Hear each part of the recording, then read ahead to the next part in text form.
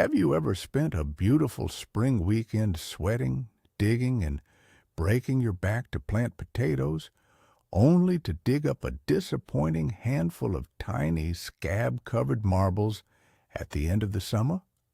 It is the ultimate frustration for any gardener. But what if I told you that you have been working way too hard for way too little reward? Today, we are talking about planting potatoes in April, but we are doing it the smart, lazy way. I am going to share a highly guarded secret about exactly when to put your potatoes in the ground, and more importantly, the magical organic cocktail you need to drop right into the planting hole to guarantee a massive, flawless harvest. By the end of this video, you will know exactly how to triple your potato yield without ever touching a heavy spade again. But be warned, what you're about to hear goes against almost everything your grandparents taught you about the vegetable patch. Before we start throwing things into holes, we need to understand a little bit about how a potato actually works. A potato tuber is basically a living, breathing storage battery packed with energy, just waiting for the right signals to wake up and grow. In the wild, these plants thrive in loose, highly organic soil where they do not have to fight to expand. Traditional farming has taught us to deeply plow the earth, turning it upside down and destroying the delicate underground web of life just to make room for the tubers. But smart gardening is about mimicking nature. We want to create an environment where the soil does the heavy lifting for us. We want to feed the microbes, create a soft bed for the roots, and provide slow-release nutrients exactly where the plant needs them. When we understand that the potato wants to grow in a rich, undisturbed ecosystem, we can step back, stop digging, and let biology take over. Let us dive right into the biggest myth of spring gardening, which is the blind obedience to the calendar. You might look at your calendar, see that it is the middle of April, and panic because your neighbor is already out there with a shovel. But planting potatoes, just because a piece of paper says it is April, is a recipe for disaster. The earth does not care about our human calendars. Instead, think of the soil as a giant sleeping bear. If you try to wake it up too early, it is going to be grumpy, cold, and completely unresponsive. Your potatoes need warmth to trigger their biological alarms. If you drop a seed potato into earth that is freezing cold, the plant will simply go into shock. It will sit there, shivering in the dark, unable to push out roots or shoots. This is the exact moment when fungal diseases attack. It is like sending someone out into a blizzard without a coat. Traditional wisdom says to plant when the dandelion flowers start to bloom. But as a smart gardener, you need to be more precise. We are looking for the soil to genuinely wake up from its winter slumber, which means the biological activity has restarted. The microbes need to be moving, the worms need to be stretching, and the ambient temperature underground needs to be welcoming. If you rush this process to save a few days, you will end up losing weeks of growth because the potato will rot before it ever has a chance to sprout. Patience in early April is the ultimate lazy gardening tool. So, how do we actually know when the soil is warm enough without guessing? The magic number you are looking for is 45 degrees Fahrenheit, but not on the surface. We need that temperature at a depth of about 4 to 6 inches, right where the seed potato will be resting. You can use a soil thermometer if you want to be scientific about it. Just stick it in the ground in the morning, and if it reads consistently above 45 degrees for 3 or 4 days, you have the green light. But there is an older, more traditional method that works perfectly for the lazy gardener. It is called the barefoot test. Now, I am not saying you have to walk around your whole garden without shoes, but the principle is sound. If you take a handful of soil from the planting depth and squeeze it in your bare hand, it should feel cool, but not aggressively biting or freezing to your skin. It should feel like a refreshing glass of cellar water, not an ice cube. Another great indicator from nature is the trees around your property. When the leaves on the birch trees are about the size of a mouse ear, the ground temperature is usually perfectly dialed in for potato planting. Waiting for this specific thermal window ensures that the moment your tuber hits the dirt, it explodes into vegetative growth. A fast start is your best defense against early spring pests and rot, saving you endless headaches down the road. Temperature is only half of the equation when determining if the earth is ready for your potatoes. The second critical factor is moisture, and this is where many eager spring gardeners make a fatal error. April is notoriously famous for heavy spring showers, and planting in soil that is too wet is a guaranteed way to ruin your harvest before it even begins. Imagine trying to breathe underwater.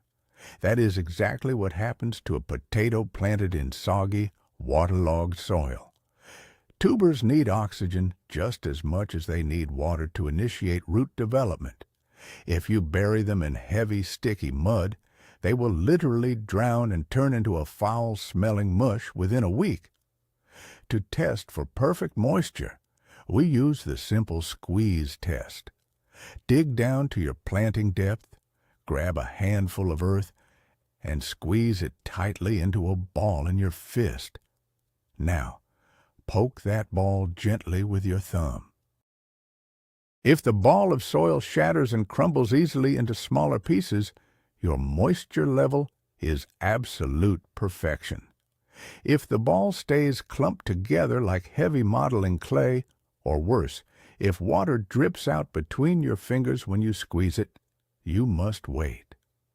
Step away from the garden bed. Give the sun and wind a few more days to wick away that excess moisture. Planting in perfectly crumbly aerated soil means the potato roots can glide effortlessly through the earth, which translates directly to massive uniform tubers later in the season. Now let us talk about preparing the bed itself, and here is where we embrace the true philosophy of lazy gardening. We are absolutely not going to double dig or aggressively rototill the soil. Tilling destroys the microscopic fungal networks that act like a giant internet for your plants, delivering water and nutrients from far away right to the roots. Instead, we are going to use the no-dig method. If you have a grassy area or an old bed, simply lay down a thick layer of plain brown cardboard directly over the weeds or grass. Make sure to remove any tape or glossy labels first.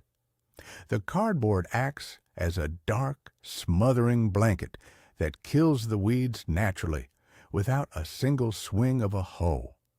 Then, you simply build your growing medium on top of the cardboard using compost, aged manure, and shredded leaves. By the time the potato roots grow down to the cardboard, it will have softened and begun to decompose, inviting hundreds of earthworms to come up and till the soil for you. You are essentially hiring nature to do the backbreaking labor. This undisturbed soil retains moisture beautifully, means almost zero weeding for you throughout the summer, and provides the loose, fluffy environment that potatoes absolutely demand to grow to their maximum potential size. Before you even step foot in the garden in April, your potatoes should already be doing some work indoors. This brings us to the crucial step of chitting or pre-sprouting your seed potatoes. Think of a dormant potato like a car engine on a cold morning. You would not just turn the key and immediately floor the gas pedal. You need to let it warm up. Chitting is how we warm up the potato. About 3 to 4 weeks before your expected planting date, you should place your seed potatoes in a cool, bright room. Avoid direct, burning sunlight, but make sure they get plenty of ambient light. This exposure to light signals to the tuber that spring has arrived. Instead of growing long, weak white shoots like they do in a dark cupboard, the light forces them to grow short, thick, dark green or purple sprouts. These tough little sprouts are incredibly resilient. When you finally place the chitted potato into the April soil, it already has a 2 or 3 week head start on life. It hits the ground running.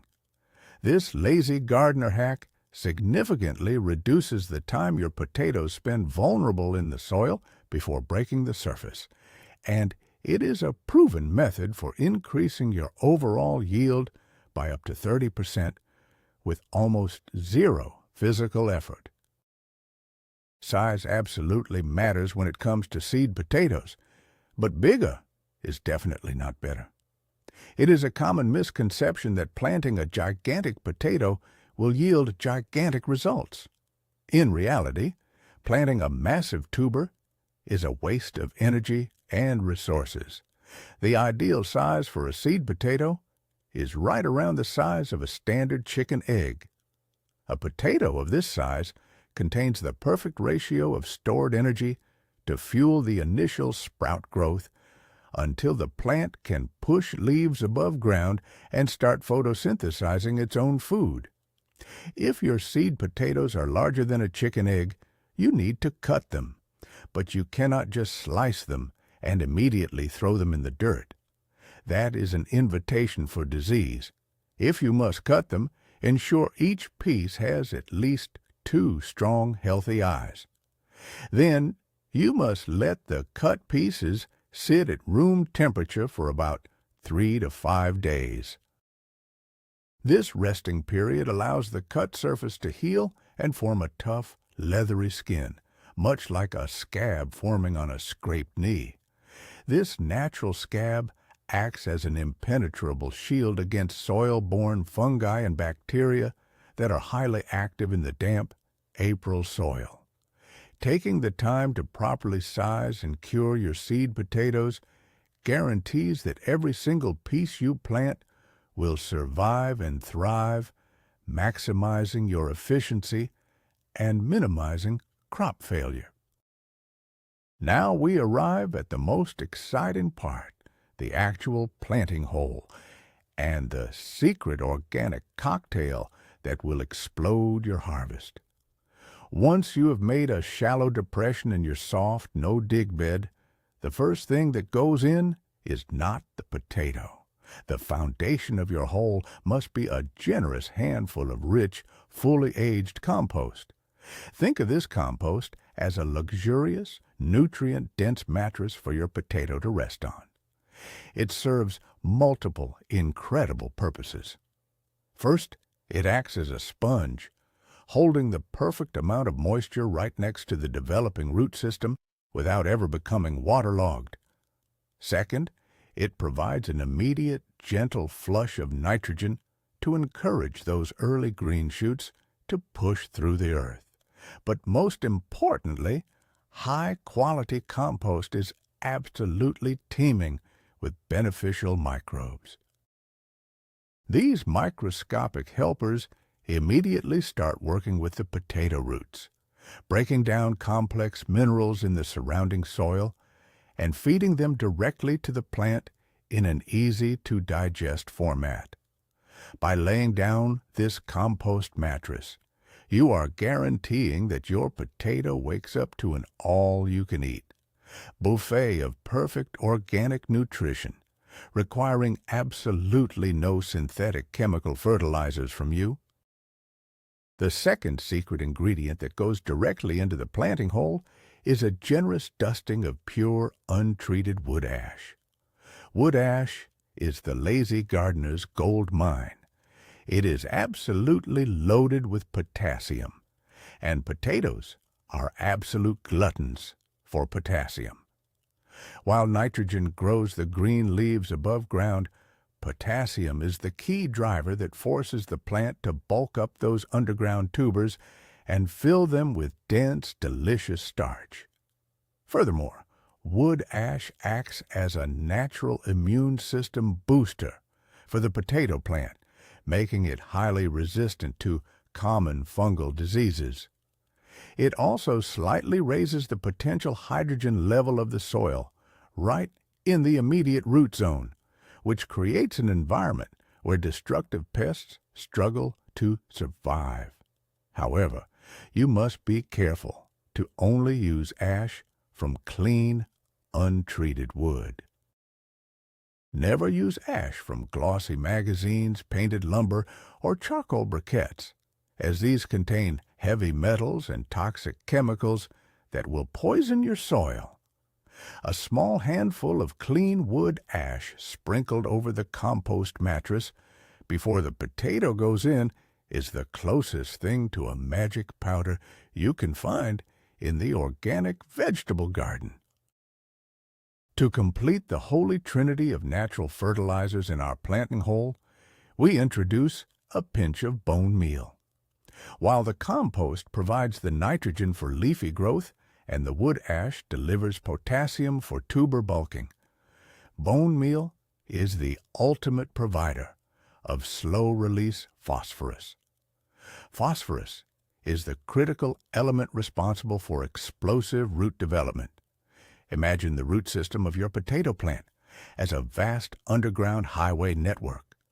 The larger and more extensive this highway system is, the more water and nutrients the plant can transport up to the leaves, and the larger the potatoes it can build. Bone meal breaks down very slowly in the soil, meaning it provides a steady, continuous drip of phosphorus exactly when the plant is expanding its root mass throughout May and June. It acts like a massive anchor, establishing a fiercely strong plant that can easily withstand periods of summer drought.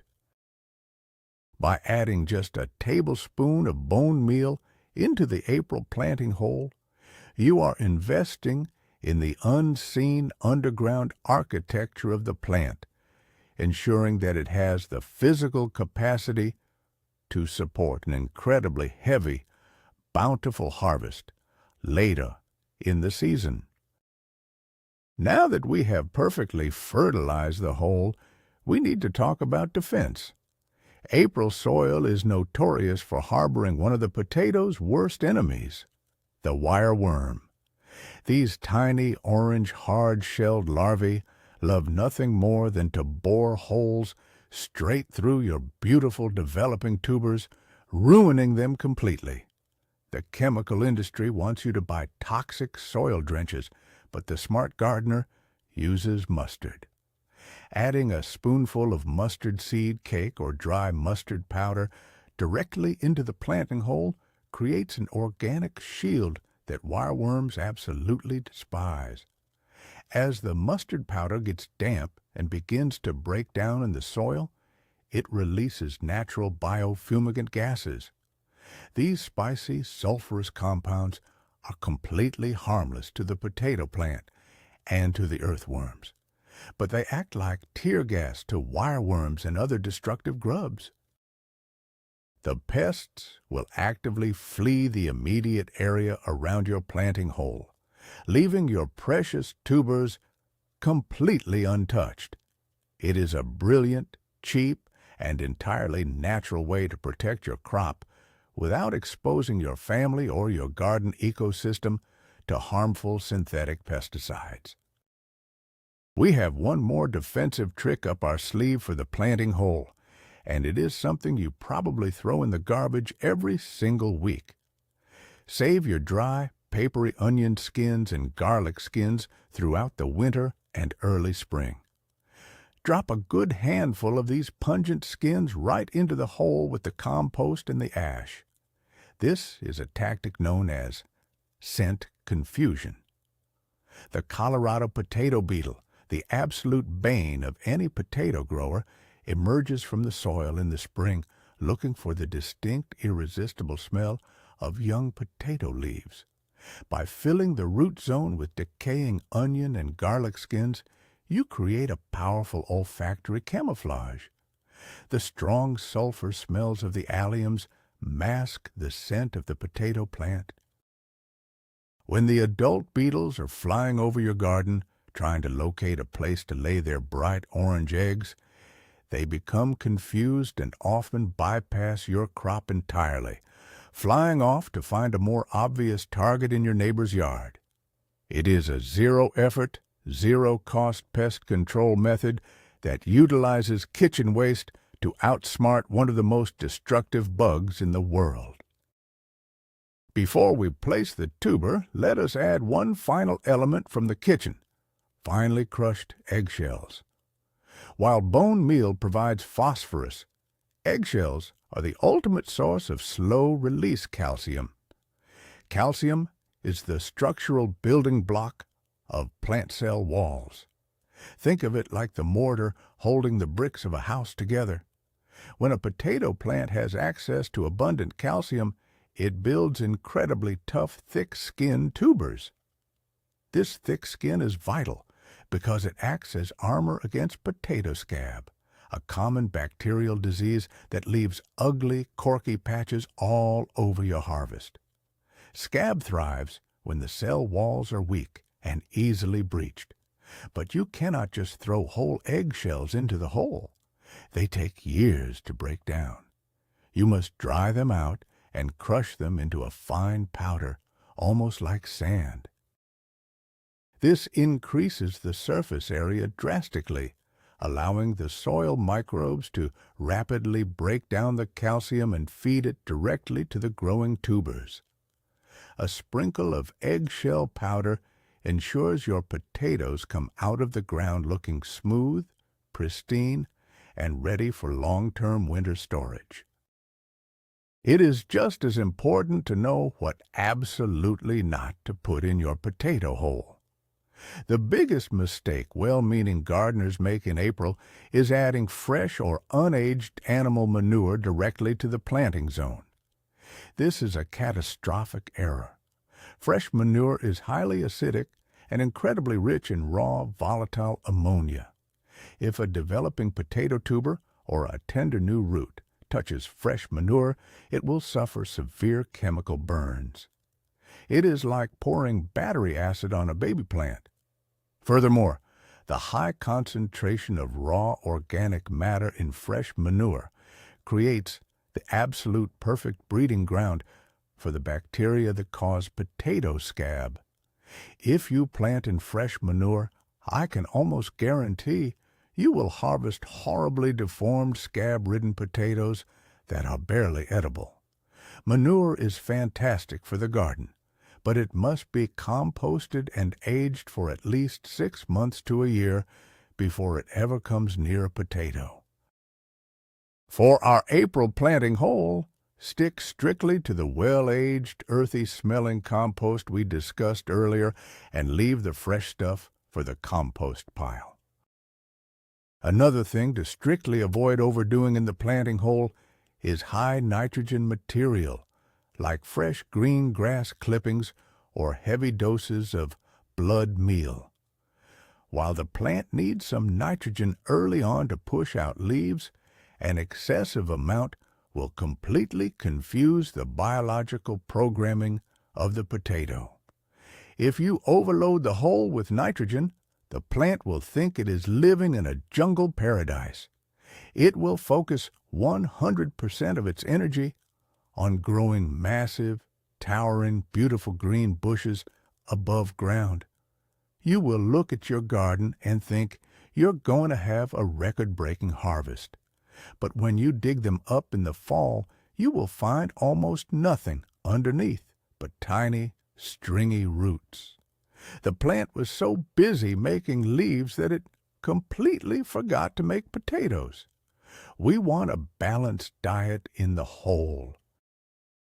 The compost provides just enough early nitrogen to get things started, but the heavy lifting must be done by the potassium and phosphorus from the ash and bone meal to ensure the energy is directed downward into making giant, starchy tubers.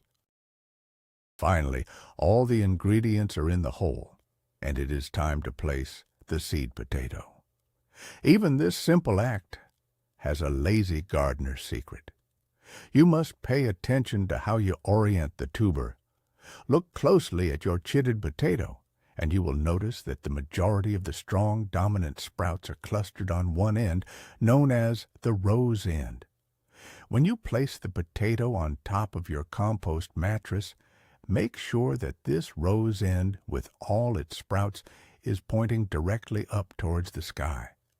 This might seem obvious, but many people just toss them in randomly.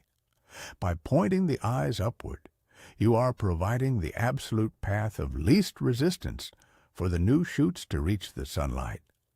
If you plant them upside down, the sprout has to curve all the way around the tuber and fight its way up, wasting precious stored energy and delaying emergence by several days. We want those shoots breaking the surface as quickly as possible so they can unfold their leaves and start gathering free solar energy to fuel the growth of your harvest. Now we need to talk about spacing. Human nature makes us want to cram as many potatoes into a bed as possible, thinking more seeds equal more food. This is a critical error that will drastically reduce your yield. Imagine putting 30 people into a tiny elevator. No one can move, no one can breathe, and everyone is stressed. That is what happens when you plant potatoes too close together. They are heavy feeders, and they need room to stretch their roots. If they are crowded, they will aggressively compete with each other for water, for the nutrients in our carefully prepared hole, and most importantly, for sunlight. This competition results in a large number of incredibly small, unusable potatoes. Furthermore, tight spacing prevents airflow through the leaves, creating a damp, humid canopy. That is the absolute perfect environment for late blight to wipe out your entire crop overnight. The golden rule for massive tubers is giving each plant space.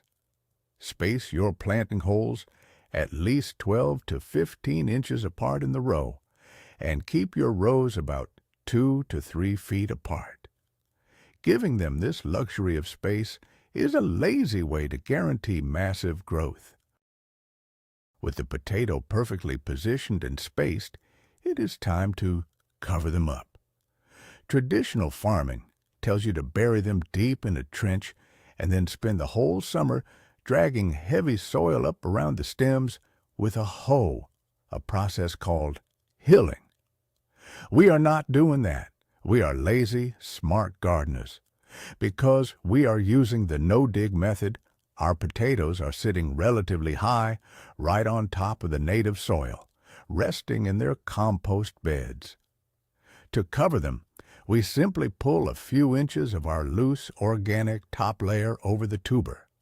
We do not bury them beneath a heavy mountain of dense dirt. This shallow covering allows the warm spring sun to easily penetrate the soil, waking the tuber up rapidly. But how do we prevent the growing potatoes from turning green in the sun later on? We use gravity and organic matter. Instead of hilling with heavy dirt, we are going to hill with light, fluffy straw or chopped leaves as the plant grows. This is infinitely easier on your back. It smothers any summer weeds, and it creates the perfect soft, moisture-retaining blanket for the tubers to expand into. Let us talk about the absolute best mulch to use over your newly planted potatoes. Straw is the undisputed king of the lazy potato patch. Once you have gently covered your seed potatoes with a couple of inches of loose soil, you can immediately lay down a light 2-inch layer of clean straw over the entire bed. Make sure it is straw and not hay, as hay is full of weed seeds that will ruin your lazy setup. This initial straw layer acts like a breathable, insulating blanket. During the chilly April nights, it traps the warmth of the earth, protecting the tender tuber. During the bright spring days, it prevents the sun from baking the soil into a hard crust. Most importantly, it acts as a shock absorber for heavy spring rains, preventing the soil from washing away or compacting over your planting hole. As the green shoots emerge, they will easily push right through the loose straw. As the plants get taller throughout May and June, you simply keep adding more straw around the stems. Come harvest time, you will not even need a shovel. You just pull back the straw with your hands and pick up your clean, perfect potatoes right off the surface. Here is a massive mistake that ruins countless potato crops right at the finish line of planting. You have spent all this time perfectly preparing the hole, placing the potato, and covering it with straw. The natural instinct of almost every gardener is to immediately grab the hose and soak the bed. Do not do it. Step away from the water. Remember our moisture test from earlier? If the soil was ready to plant, it already holds the perfect amount of ambient moisture. The seed potato itself is composed of about 80% water. It has absolutely everything it needs to initiate root growth. If you heavily water the bed right after planting in April, when the soil temperatures are still relatively cool, you drop the temperature of the soil drastically and create a soggy, anaerobic environment around the tuber. This is the fastest way to invite bacterial soft rot to destroy your seed. Unless you are planting in an absolute desert drought, rely on the natural moisture of the spring earth.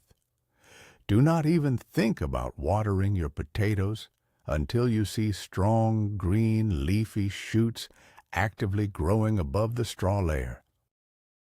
Finally, we must acknowledge the unpredictable nature of April weather. You can do everything perfectly. The potatoes can sprout beautifully.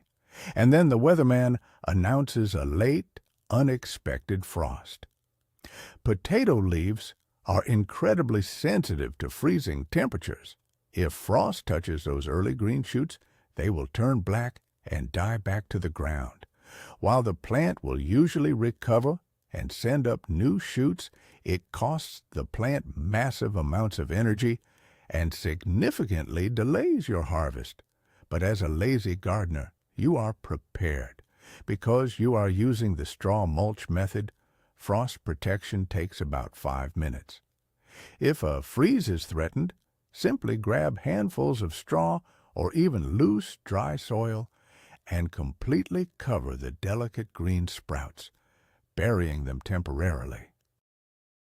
It feels wrong to bury the leaves you work so hard to grow, but this creates a warm, insulated pocket that completely protects the plant from the freezing air. Once the frost danger has passed and the sun comes out, gently brush the straw or dirt away, and your plants will continue growing as if nothing ever happened. It is the ultimate low-effort insurance policy for your spring crop. And there you have it, the ultimate blueprint for the lazy, high-yield gardener. We have completely turned the traditional rules of potato planting upside down. The biggest takeaway today is that success does not come from breaking your back with a shovel.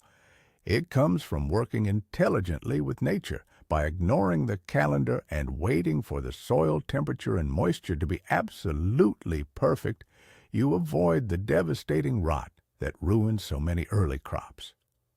By embracing the no-dig method, you preserve the vital fungal networks that feed your plants. But the real game changer, the twist that will triple your harvest, is the customized planting hole. By creating that perfect microclimate with aged compost, potassium-rich wood ash, slow-release bone meal, and natural pest repellents like mustard and onion skins, you are giving your potatoes a supreme, unfair advantage. You are building an environment where the plant has no choice but to produce massive, healthy tubers. Your gardening life is about to get so much easier, and your pantry is about to be overflowing. Thank you so much for watching and learning with us today.